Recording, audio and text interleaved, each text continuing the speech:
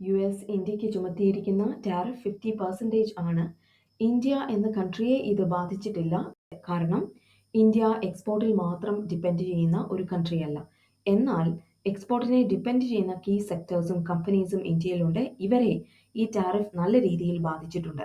ഇവർക്ക് എങ്ങനെ അവരുടെ ബിസിനസ് മുൻപോട്ട് കൊണ്ടുപോകാം?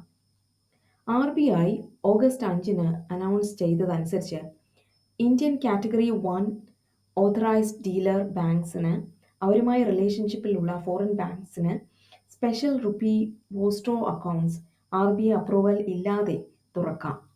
എന്താണ് SRVA അല്ലെങ്കിൽ special rupee vostro accounts? Foreign ബാങ്ക്സിന് ഇന്ത്യൻ റുപ്പീസ് ഹോൾഡ് ചെയ്യാനും ഇന്ത്യയുമായിട്ടുള്ള ട്രേഡിന് വേണ്ടി പേയ്മെന്റ് പ്രോസസ് ചെയ്യാനും അനുവദിക്കുന്ന ഒരു ഡെഡിക്കേറ്റഡ് അക്കൗണ്ട് ആണ് ഇത്.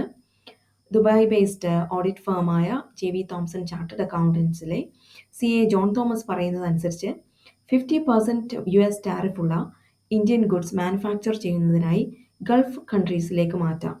ഗൾഫ് കൺട്രീസിൽ ടാരിഫ് കുറവാണ്. UAE ഒരു സ്ട്രാറ്റജിക് ലൊക്കേഷനാണ്. വളരെ ഫേവറബിൾ ആയിട്ടുള്ള ബിസിനസ് എൻവയോൺമെന്റ് ആണ് ഇവിടെയുള്ളത്. അതുപോലെ US-ലേക്ക് റീ എക്സ്പോർട്ട് ചെയ്യാൻ ഒരു പ്രൂവൻ മോഡലാണ് ഇവിടെയുള്ളത്.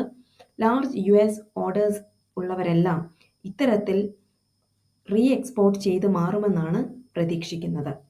UAE-യും US-ഉം തമ്മിൽ നല്ല റിലേഷൻഷിപ്പാണുള്ളത്.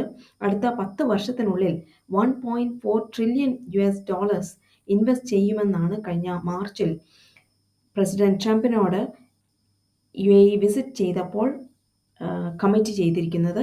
ഇത്തരത്തിൽ UAE US-ഉമായി നല്ല റിലേഷൻ ആണുള്ളത്.